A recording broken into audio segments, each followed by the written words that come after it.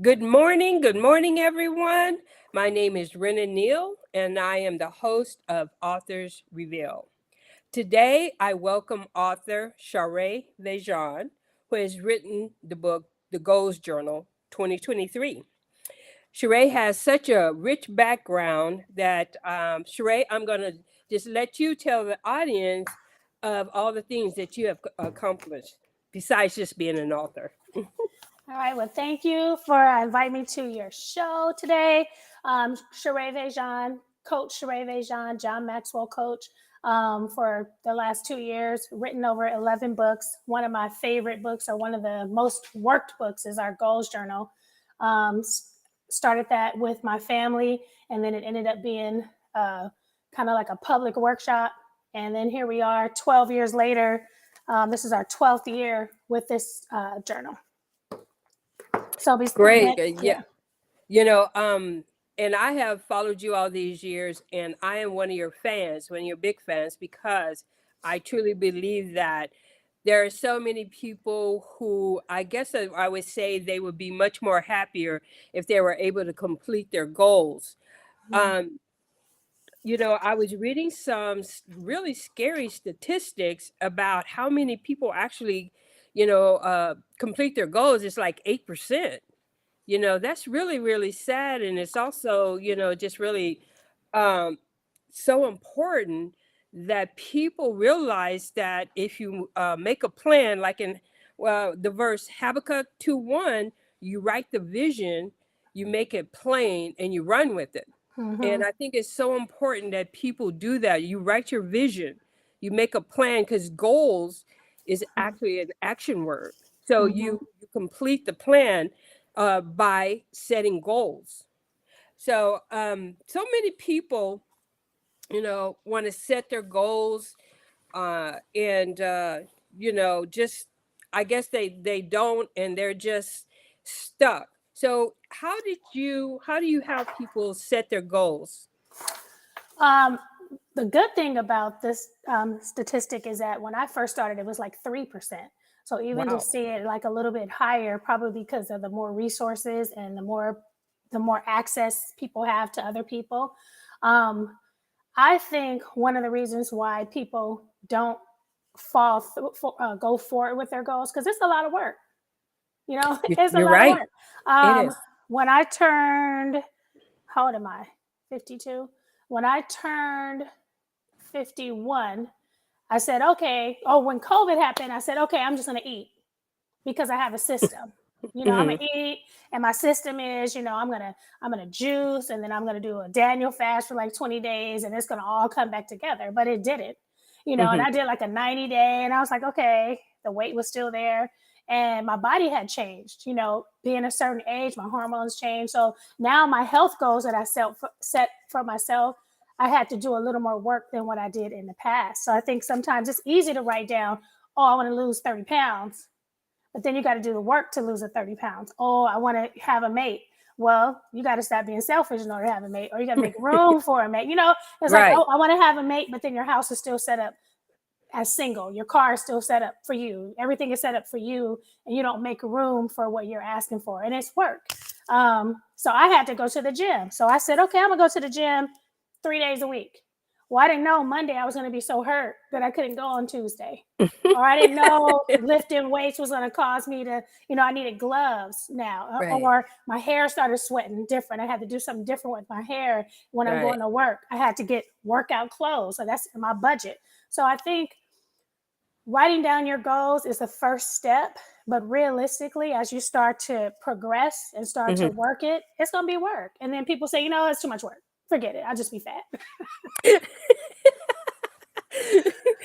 And really that is because all these people set these what do you call it, new year Mm-hmm. goals, and Mm-hmm. then by the end of January they've forgotten about them, they gave up on them and everything. And so it's really, really that is why I'm so passionate about it, because especially when young people, if they can focus on goal setting, there's so much they can accomplish by the time they reach a certain age, like in their, late 30s or 40s. So I always just think it's important that, and you said work. And you have to work at setting your goals. Cherie, you want to just go in and just talk more about, like, as far as setting the goals, how do you start? Where are you going to start at? So we usually begin at the beginning of the year. Well, not the beginning, maybe like late November, early December. I start reflecting on the past year. What happened last year? What did I love about last year? What did I start last year that I'm going to continue into the new year? What do I absolutely not want to bring into the new year? And just kind of sit back and kind of reflect literally. And then based on that, okay, writing my goals on what I want to see the previous year to look like as a whole, my health, my traveling, my giving, my money, my career, what I want to do in my business that I didn't do last year. So just a whole, and that's work too. I take time Yeah. and think about my business. I think about my family. I think about my relationship with my husband, how that's changed. I mean, we're going on 31 years. We change. We're different. We want some different things. And then after that, I have my vision board together so I can have a visual of what I put together so I can look at every day. And then monthly. Okay, so now I have my goals for the year. You put your vision board together, but what's the plan? Yeah, you're looking at it, but what's the plan for execution and routines? So now I do that monthly. Okay, this month I'm gonna work on my health goals. Next Hmm. month I'm gonna work on my relationship goals. In March I'm gonna work on my money. In November I'm gonna work on my travel. December, Christmas is coming up. The perfect time to work on your giving goals, not just Christmas gifts, but sewing into nonprofit organizations, putting your things on auto pay. It begins as work, but once you start creating a routine and a system, then it starts working like clockwork. So you go from work to clockwork. Yeah. And when you said the about the vision board, can you just, because a lot of people may not even understand what that is or know what that is. You want to just spend a few minutes just explaining what that is, so what it looks like. Yeah. Even visualizing, period. So Hmm. vision board is like a collection of images that you put together in a space that you can look at every day to remind you of your goals. Back in the day, I think people used to cut out magazine photos and just paste them on the board. I have a system which is like write, balance, create. So writing out what it is you want to see in every area of your life, not just one particular area, and then cutting out those pictures that reflect those things so you actually see what it is what you want to pray about, what you want to think about, what you want to keep at the top of your mind, and putting it in a place that you see it, not hiding in the closet. So a short version, a collection of images, a collection of words, a collection of thoughts, quotes, scriptures that you want to focus on for the year. But even visually, you can, like, I have a bracelet that I wear. I just took it out because I did my shower, but I have Hmm. a bracelet that I wear with my word of the year. Every year I create a word and I wear a bracelet every year. My husband, my daughter, we create that. Hmm. I have pictures on my computer. I have notes on my computer to remind me. So keeping your goals at the top of your head, the top of your mind, visualizing a picture of what you want your body to look like, what you want your future to look like, how you want to feel. You can take a picture of somebody smiling and just keep it on your computer to remind you, hey, I need to smile today. I'm gonna keep that at the top of my list. So anything visual. Also, so many people, and I say this, like you said, you have to do the work. What can you say to those who like to just live life vicariously? And I mean that by not planning, just going from day to day. Because to me, there's no end to that. Do you understand what I'm saying? Right. You don't see any accomplishment in that. What do you have to say to people who thinks it's easier to live vicariously? There's a quote that says if you stay ready, you ain't got to get ready. And Yeah. so I tell my daughter that too, because have your you never know if somebody's going to call you. Like, you say, okay, here's what I want to do in 5 years, and you write that down and you have your own plan. But what if you meet somebody that can help you get there in 2 years? What if you meet somebody that can help you get there tomorrow and you don't have your stuff ready, you don't have your plan written down, you don't have your system down? Get ready now. Like, don't let life, like, don't And I'm talking to myself. Don't wait until you get dehydrated and pass out and the doctor says you have to do this and you can't go to work for 3 Right. weeks. Take preventative action and say, hey, let me drink my water. Let me exercise. Let me not get to the point where it gets where you're letting life happen, because it's going to happen. Life will happen. But you have an opportunity to set your goals and plan it out so you can have the life that you want, not the one that's handed to you. Amen to that. Amen to that. So we have so many people, as I said, not accomplishing their goals, only 8%. Um, so many people have a vision. And can you tell the audience what's the difference to having a vision versus having a goal?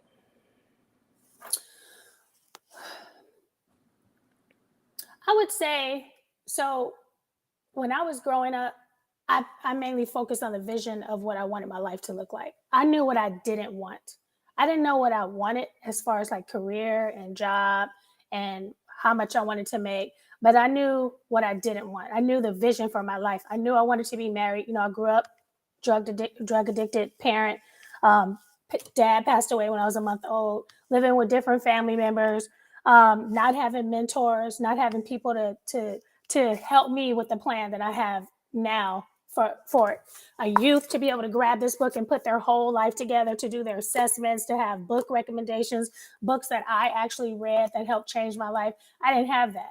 So my vision was, okay, I'm going to be married. I'm going to have my kids. My kids are going to be in a 2-parent household. This is nothing for anybody else. This is me. I'm never going to drink. I'm never going to smoke, because I knew what that did and how that tore apart a family. And that's me. So my vision was, this is what I want for my kids, and this is what I want to see for my family. But I didn't really set goals. Okay. I knew what I was striving for.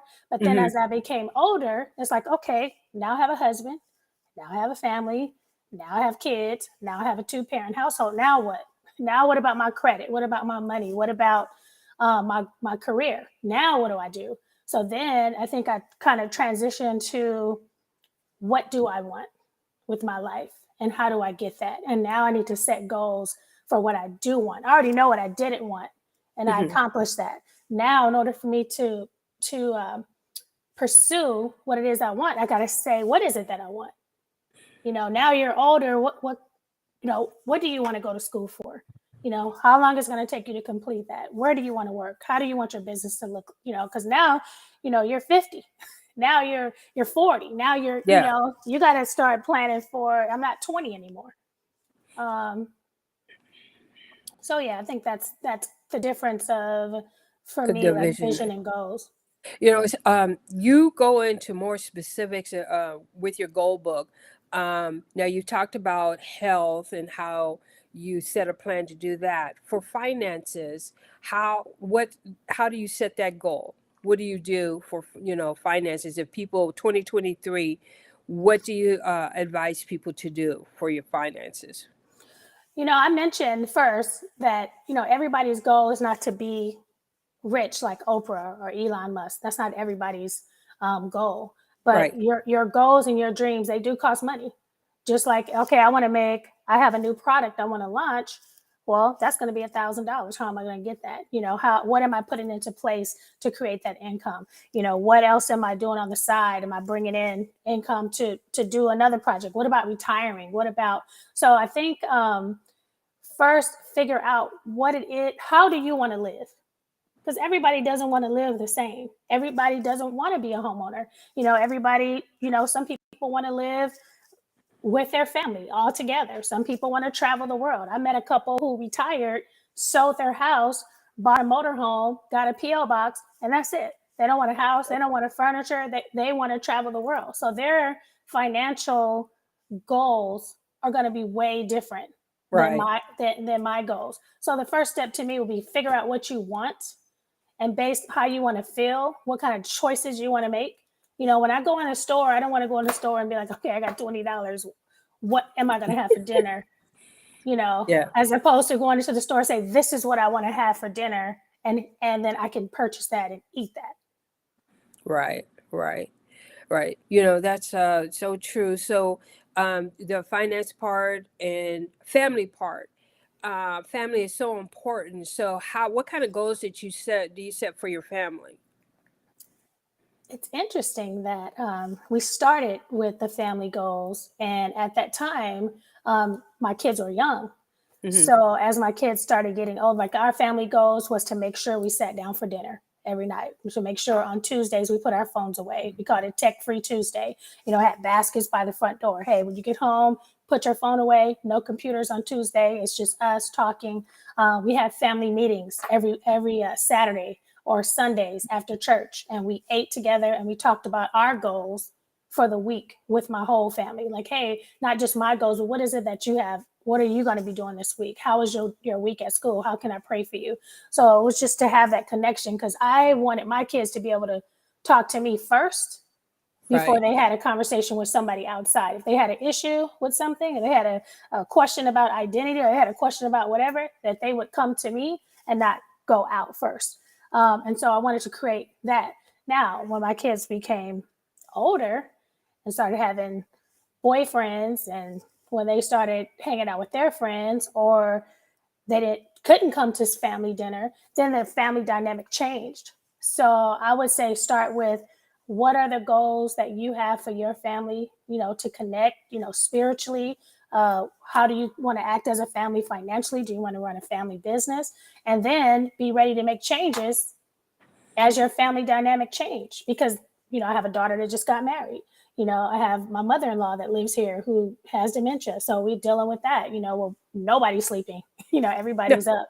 Yeah. So That's true. it's caregiving. We care for Yeah. my husband's grandfather. So our family change, family goals change, and you're going to write down your goals, and they're going to change up as life. Hopefully, they do change. Yeah. If you're changing, what you're pursuing is going to change, because now you become a different person.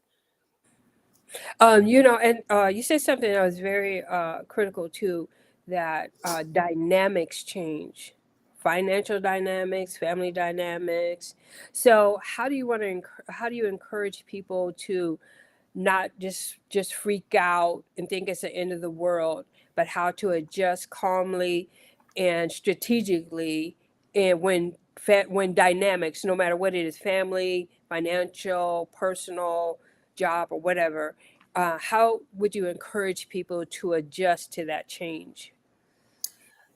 You know what? And specifically because we're on this type of program, thank Mhm. God that we have prayer, because sometimes Yes. that's, you can put together whatever plan you want. You can Right. plan, you could do routines, you can organize, you could set it up in 12 different categories. But at the Right. end of the day, God has a final say on how things are going to go down. And then also, you don't know how you don't, you think you know what's best for you, but you Right. don't. And sometimes you're praying for something, or you're praying for what it is you wrote down, and that's not going to be how he wants to give it to you. And so I always say, at the end of the day, if this is how it turned out, and then I know that you have my best interest at heart, and that you are fighting for my highest good, and that you love me, and God, you want the best for me, then I'll go with that plan. I'll go with that plan any day. But, as far as family, that was hard for me when, my daughter's like, okay, we have Easter dinner, and now Easter dinner is me and two other guys that I didn't raise.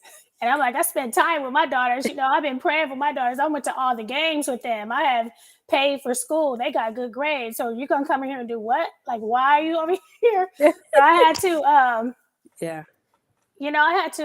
I had to adjust, and then really pray. It's like, okay, so now that my daughter's married, you have this man who says, I'm gonna take over from here. Okay. Yeah. I got her. So now I'm praying for him and her. Yeah. Yeah. So the dynamic changes, um and it's just a part of it's a part of life.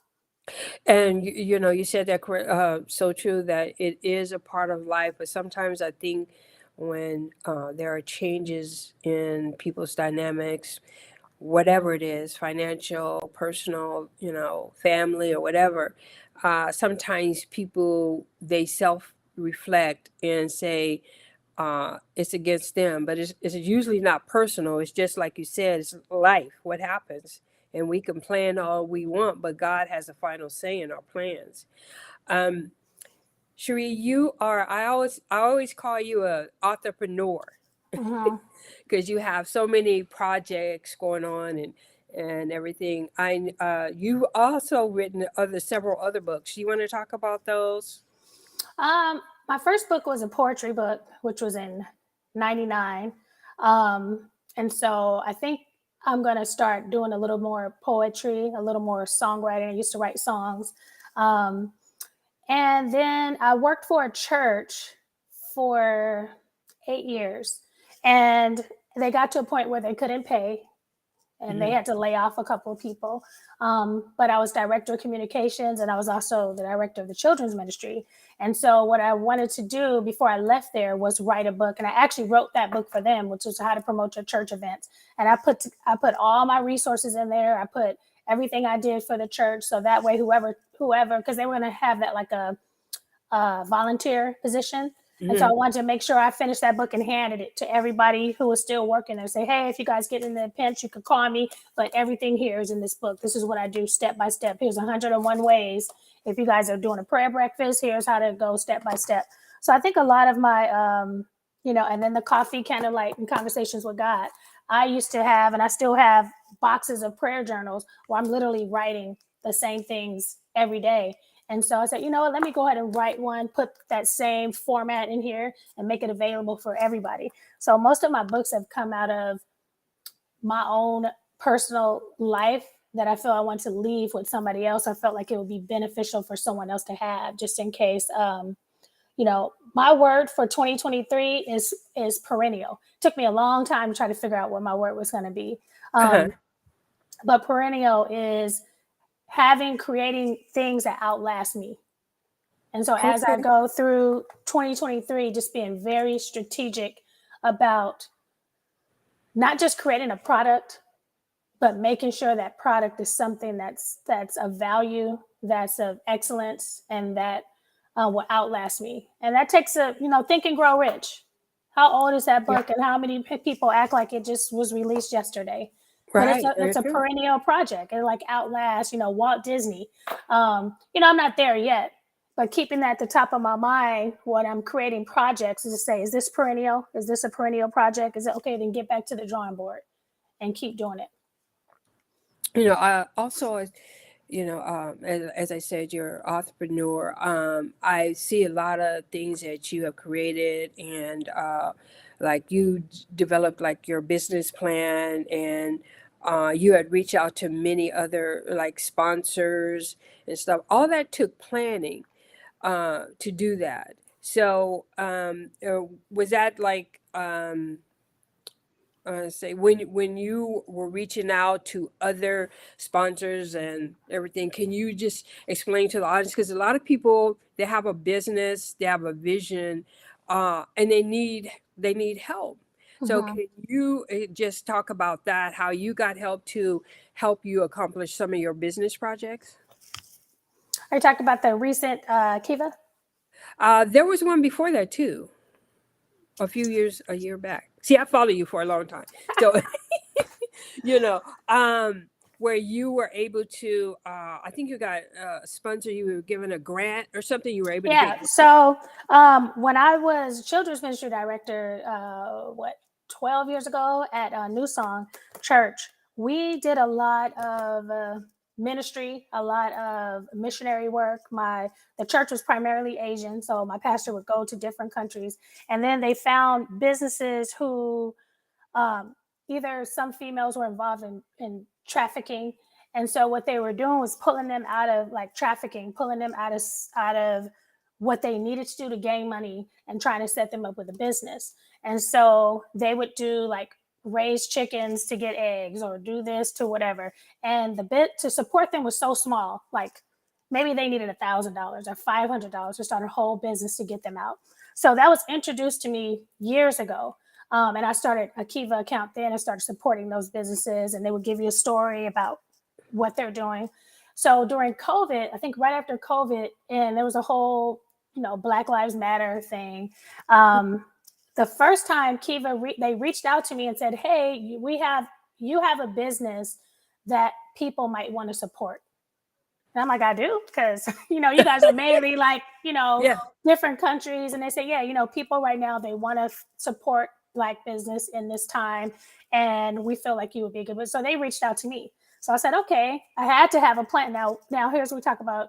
If you're ready, you don't have to get ready. If you stay ready, you don't have to get ready. I already had what I want to do. I want to get my John Maxwell certification. That was like another $1,200 or something like that. And I needed more books, or I needed this. And I already had it in a Google Doc. So when they said, "Do you have a business account?" Yes. "Do you have this?" "What is it?" And I start breaking down. "Do you have how you would spend the money?" "Yep, right here. I already know how to spend the money." And so I submitted it. In 6 hours after I submitted it, I was funded. And I was Wow. like, "Okay." So the Yeah. 2021 Goalsjournal was like funded in like literally 6 hours. And the good thing about it is I did have everything in place. Okay, let me go ahead and get my cover. Okay, let me go ahead and pay the layout person. Okay, so it's all in order of how I wanted to get it done. The money came and it was done, book printed. Now I'm gonna mail it out. I knew how much it cost to mail. I knew how much it cost to stamp. I knew everything. And so this year we kind of asked for a little more because I need to get Yeah. new printers and trying to take it to another level, making personalized journals. So I would say if you don't have the money, write out the plan, put in a Google Docs how much money you need and how you're going to buy it in what order. Because obviously you're going to market first or you're going to have the product first, but put it down. Okay, how much marketing? Are you going to send an email? Are you going to do this? How much does that cost? How much does the book cost? How much are you going to do a photo shoot? How much does that cost? And put it down step by step in the order, because you never know. Somebody might come to your house for dinner and be like, "Oh, I got a camera in my car and my wife does makeup." Yeah. You ready? Because now you just saved. You had here, it was going to cost you $1,200. Now you have somebody that's ready to do it for free for you right here in your living. So just be ready. You got your clothes already ready in the closet. Stay Yeah. ready. So yeah. Did that answer your Yeah. question? Yeah. And I saw that, like you said, is what, 21 or something, 2021 when you did that. And I was like so impressed by that. And I believe like a lot of people are just missing out on opportunities, like you Mm-hmm. said, because they don't plan and they don't Mm-hmm. set a goal. So we talked about family dynamics and personal. How you encourage married folks when you said that you put that in your goals and your vision. So let's talk about married people and what your goals were for that, and then give them some encouragement on that. You know, um, and I'm just talking about me because I know earlier today I said just be fat, but I'm talking about me when I say just be fat. So I don't want people to be like, "Oh, because there's times when I'm like, okay, Monday I'm restarting keto and then I'm restarting intermittent fasting. And I was like, I just want a pastrami sandwich. And I had a girl say, "Well, do you want the pastrami sandwich or do you want to lose the weight more?" I said, I want the pastrami sandwich. So I ate it. So, you know, you have to decide at what level you want to be committed to your goals, you know. But when it comes to our marriage, I feel like what I see a lot, and I see it personally. I see it personally every day. I'll see the husband and wife, and the wife is taking care of the husband. He's in the wheelchair, and there's some things that you can't get away from. That's not what I'm saying. Right. He's sick. She's driving him. She's feeding him. She's doing this, or vice versa. Now he's passed away. She's passed away. Or your kids is like you taking care of your parents because they didn't take care of themselves. Because it's like a free will.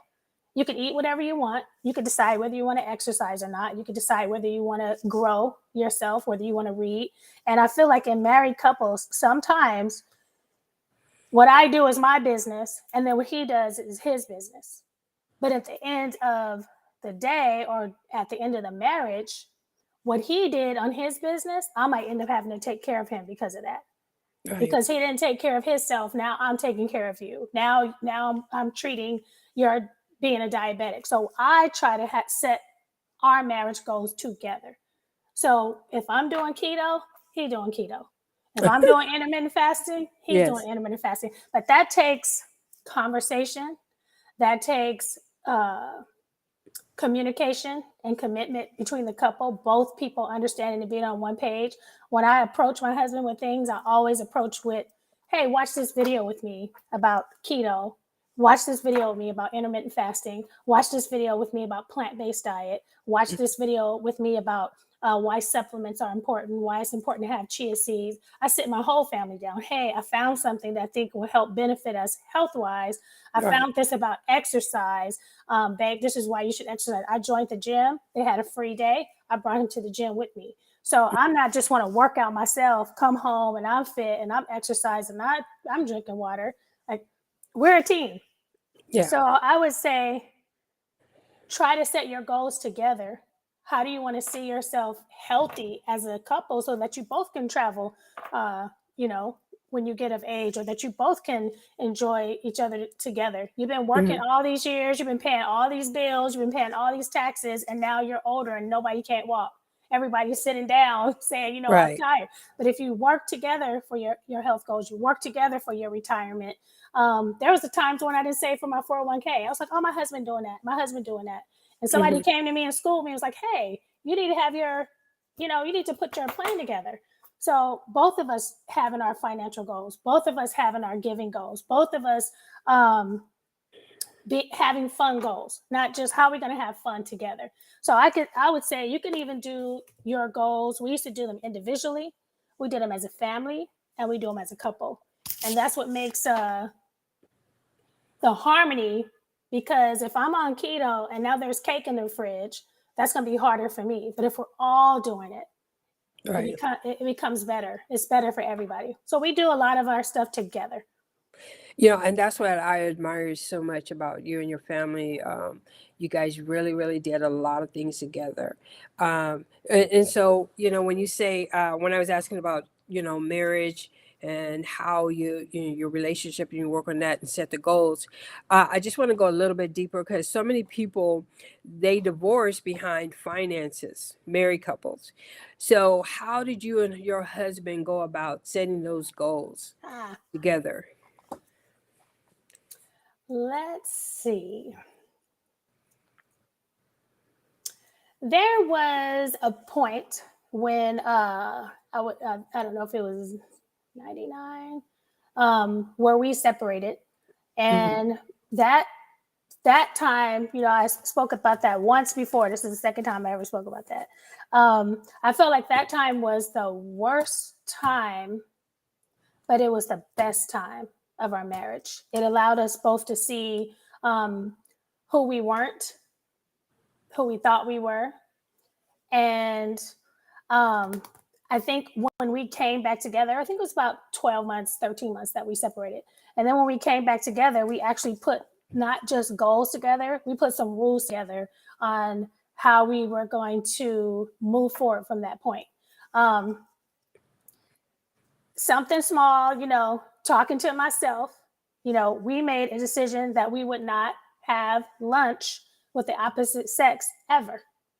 So I would never walk into a restaurant and see my husband with a colleague from work, or he would never walk into my job and see me, at a colleague, sitting with another guy, or another guy say, hey, let's go for lunch. And I'm not saying that for nobody else, but you set the guidelines and the rules for yourself, because it sets it up for, especially now with social media. You took a picture, or somebody is thinking a certain way, or maybe during that conversation, somebody, hey, are you happy? Well, no, not really. Are you happy? Well, hey, maybe we could be happy together. We don't need that.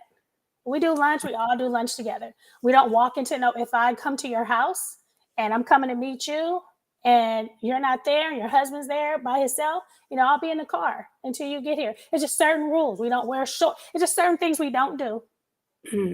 Period. First, to try to even the playing field. We don't talk about each other. I try not to talk about my husband at work, or I try not to talk about my husband to nobody else but him and God. Okay. Because that's the only person that could do something about it. I don't need to talk to you about what my husband didn't do for me last week, because what can you do about that? Nothing. Right. So it's just me and him. So I just think setting some rules in place on how you want what's helpful to your marriage. And as far as money is concerned, as I think as females and as couples, you do have to decide what's important to you. Some people do get married for money. Some people do get married. Some people are looking for someone to support them financially. Some people are looking for a doctor, and I'm not saying nothing's wrong with that.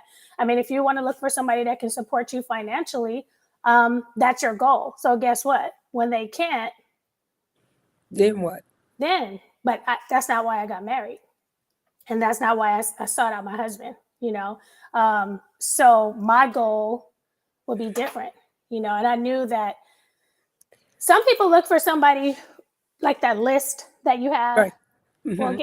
well, guess what? That Oh, list is going to change it sure is. It because sure that is. person might have clear skin now, but when they turn 60 or they turn 40 or maybe the next 5 years, the skin is not going to be clear. So then what do? Do you just Yeah. like throw them away? So I think the most important thing for marriage goals is understanding that both of you are going to change as you get older. My husband was with me since I was 19. Now I'm Mm, 52. So I wow. changed. I changed Yeah. when I was 20. I changed when I was 30. And so we got to keep coming to the table and say, what are our goals? When our kids grew up, we had to say, how do we even have a conversation with each other without just talking about our kids now? Now it's just me and you. Now we're learning each other again as a couple. So if your goal is only money and finances and then you don't have money, you know, Yeah. Well, thank you for that. Now, let's talk about children. So, goals for your children. So, I know that you put a lot. They are the product of the goals that you set. So, you want to uh, tell the audience, encourage them how to set goals for your kids, and inspire them to do the same, to live that same kind of life. I would still go back. I had sat down with my kids and it was so eye opening. And that's how the whole goals journal kind of got started. That's how I came up with the 7 steps. That's how I came up with the different categories. We had sat down after on Facebook. Somebody was like, oh, it's January. We need to get everybody at these gyms. All these people who pretending like they're doing their goals, they're in my space. Hmm. And that kind of bothered me. And I was like, I always set my goals. And then I was like, well, do my kids set their goals? Do my husband set their goals? And so when I saw that Facebook post, that was like in 2009, I called a meeting. Mm. And I was like, do you guys have goals? Have you guys set your goals? Because I've been setting my goals before I got married, personally myself, but not sharing it Mhm. with my family. And we had a conversation. And I said, okay, tomorrow we're going to have a goal setting workshop. This was my first goal setting workshop with my family. Okay. And I said, I want to know what your goals are. And then we're going to talk about it. And I sat my kids down. And at that time, my son wanted to be a chef. And I was like, really? And then my Mhm. daughter wanted to play basketball, which I don't even play sports. So I didn't even know how to help her. Mhm. And then my other daughter said she wanted to be a chef. And I said, okay. So I started texting people. I mean, I think then we were on, I think Facebook was, and I said, hey, my daughter wants to play basketball in the WNBA. Help me. And my son wants to be a chef. And I started getting feedback. Hey, make sure you set them up for sports, community sports, because they have a Right. program. Make sure you sign them up for travel ball. Get the Sports Illustrated for kids. So I started, and at that time I knew Pastor Billy, rest in peace. He Mhm. knew Lisa Leslie. I didn't really know Lisa Leslie. Sorry. Mhm. He knew Lisa Leslie, and he says, okay, she's going to be coming to my church. I'm going to have Kennedy come and introduce her. And at that time, she met her, and I said, give me 3 tips for her. She said, okay, I need her to dunk every day. I need her to do this, and I need her to do that. So I started saying, okay, so we need to first write our goals down to establish what they are. We need to do research, getting the books, coaches, people that we need to find out how to get us closer to our goals. We need to have routines, because this is what Lisa Leslie said. She needs to do this every single day. Okay, so let me go buy you a hoop. What size does a hoop need to be? Okay, now we need to visualize this. Put up on your board WNBA. Then we started getting invited to lunches and events. So once you start sharing your goals and telling people what you want to do, about the Sports Illustrated. So the Sports Illustrated had events, it had programs, it had gear. It told me about the shoes. I signed her up for. So then when I signed Kennedy up, I signed Jasmine up for cooking in the community, kind of like the same thing. Started Mhm. buying magazines for cooking that she can look at and read. But when I started taking Jasmine to Kennedy's games, Jasmine wants to play basketball too. Oh, okay. So Yeah. she switched. So I think just having different experiences, being introduced, even though you may think this is what your kids want to do, get them immersed in it, have them read about it, have them introduced to people, get them involved in the program. And they may say, hey, I don't want to do this. This is too much Yeah. work. I'm too tired. At some point, my daughters did get tired. They got tired of breaking their arms, breaking their fingers, Yeah. hurting there. And it was like they decided right at college time, I don't think I want to do this for the rest of my life. I want to do something else. Mm-hmm. So I would say supporting them, walking them through the steps, and giving them the opportunity to change their mind. Good advice. I also wanted to ask you, so one of the things that you do, I don't know if you do it every year or whatever, you send a list of some of the books you read for the year. And I really like that. Can you give the audience some of the books that, just give them ideas, some of the books that you read that are really good that can help them grow? There's some books that I keep, like I have my books in order on my shelf, like books. Keep my health and fitness books separated from my business books and from my financial books and my spiritual books. Like all my spirituals on this side. Period. Um, and then I kind of watch the authors that I like. So Mm-hmm. right now I'm reading You Coach You. I just finished that one. I forgot who it's by, and it's a really good career book. And I finished Discipline is Destiny. Very good by I think it's Ryan Holiday. So I try to do, if I don't read a book a week or read a book for the month, I always try to do like an audio book a week. And that way, Okay. if I like the audio book, which I really like these last two books, then I buy the hardcover and then I buy the Kindle. You sound like me. I do that too. I So if, I I so if I read got the book. all three versions, then Yeah. that is a book. But I try to do at least 50 to 100 books a year, whether I'm rereading it, whether I'm listening to it. And I think listening is reading. So I know there's like a little battle No, between that. it's the same. But Yeah. I listen because I can finish a book in 8 hours. If you listen to it all day, you can finish a book a day, or at least not at least because you still want to do what the book is asking you to do. You still want to do the exercises and stuff like that and incorporate it into your life. But I think so those are the latest ones. One by Eric Thomas. That one's okay. So I have those three that and I joined a book club with Richard Branson. So each month he suggests a book and they send it to me and then we read it together as a group. So that's been beneficial. So I do have a free book list for your readers too. For your listeners, I could have a link to that too. And that's all my recommended books for the year, personal development books. Oh, okay. So, your goals book is out now. People can buy it. Can they buy it? So it's still on pre-order. It ships. Hopefully, it'll be a little sooner, but it ships Thanksgiving weekend every year. We're still working out some of the things with this ISBN number, but I just got this copy today, this morning. Okay. So I'll just give it like a couple more weeks, just trying to finish up a couple more things, but it's available for pre-order right now. Okay. Now, if people are interested and they want to buy your book, can you let the audience know where they can buy the book? Goalsjournal.net. Goalsjournal.net. Also, you said you're a life coach. What are you doing with that? Do you have a website people can go and reach out to you for that? So what I learned is that I put everything in the book. This is everything you need. Everything. This is what you should do before you set your goals. This is how you do a vision board. These are all the goals you need to work on. Here's all my 7 steps. Here's all my books. Here's all my recommendations. Here's some goal routines. Here's some quotes. Everything's in here. And then people was like, this is a lot of stuff.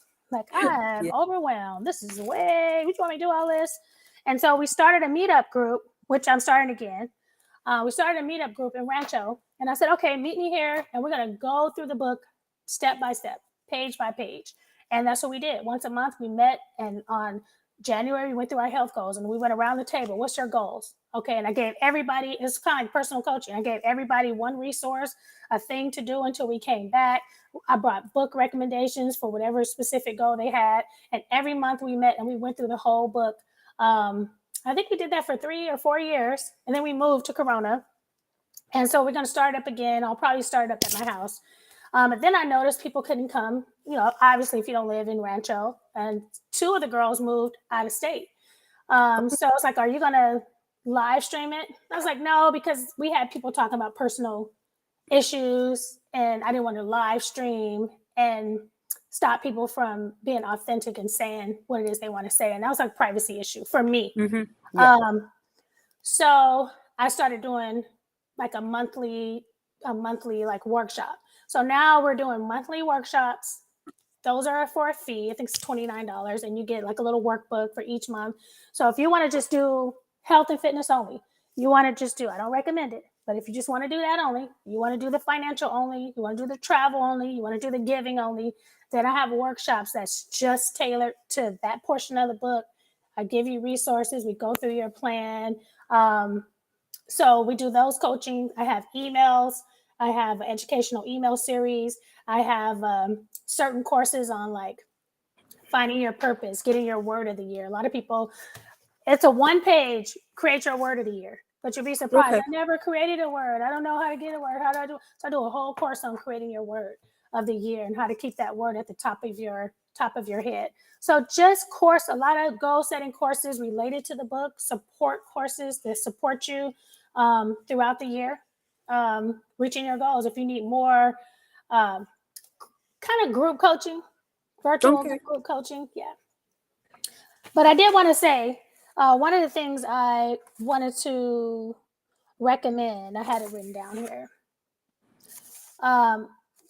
about planning, that life happens, and we know that. Yeah.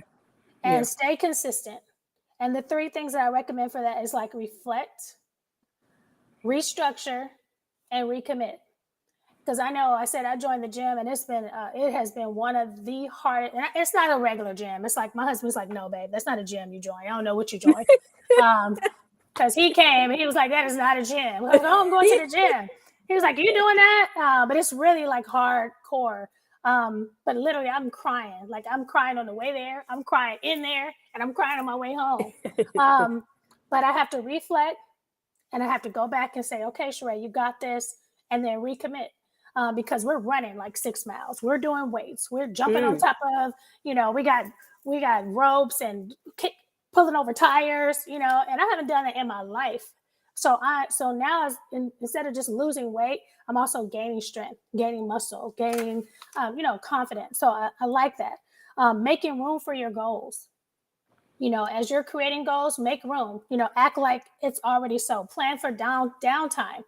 Like I said, if I'm going on Monday, I didn't know I was going to be tired on Tuesday. And you may not know that until you actually start pursuing. So have patience, have patience with yourself and just go back to reflect, restructure, recommit. Yeah, you may not go Tuesday, but just get back up, go to the gym on Wednesday.